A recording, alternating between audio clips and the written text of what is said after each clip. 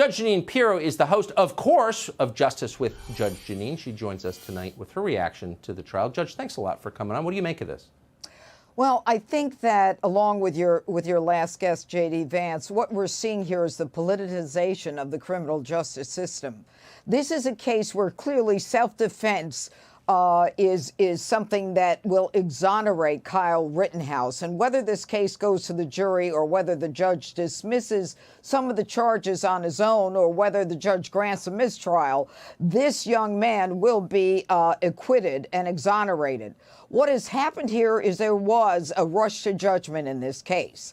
This kid, who was a fire cadet, a lifeguard, and a police explorer, he was a kid who went there to clean graffiti. They have video of it. He went there to help people. He was a medic. He was CPR trained.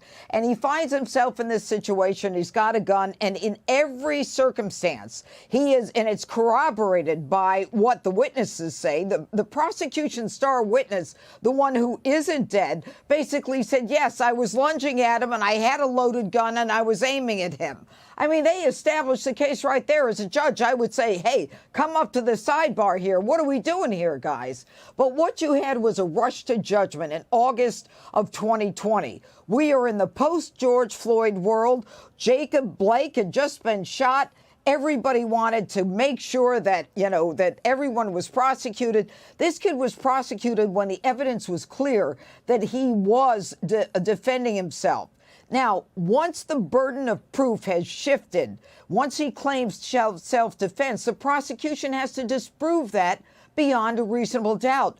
That's why the prosecution is desperate right now. They're on the ropes. The reason they're on the ropes is they cannot disprove beyond a reasonable doubt based on the drone, the video, the testimony of the prosecution star witness, and the incredibly focused testimony of this young man. He may only be 18, but I'll tell you, in all the years I've prosecuted myself and tried cases as a judge, this kid in every point never lost his cool. Sure, he cried. He never got angry. He said, all I wanted to do was stop the threat. I wasn't interested in killing people. It was not my intent. He knew what he was doing. He knew how to handle a gun.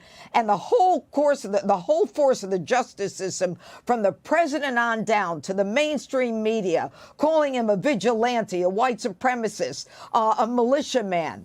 I mean, this is what happens in our society when police are told to stand down, when no one is there to protect businesses. Police were nowhere around there. This guy, Rosenbaum, you had his number, Tucker. He was someone who was looking for trouble. They were yelling, cranium him, which means shoot him in the head. They were chasing him. They were trying to kill him with a skateboard. And the prosecution saying, oh, kill you with a skateboard, that deserves lethal force? Sure does, when you hold it like a baseball bat and you hit me in the head with it.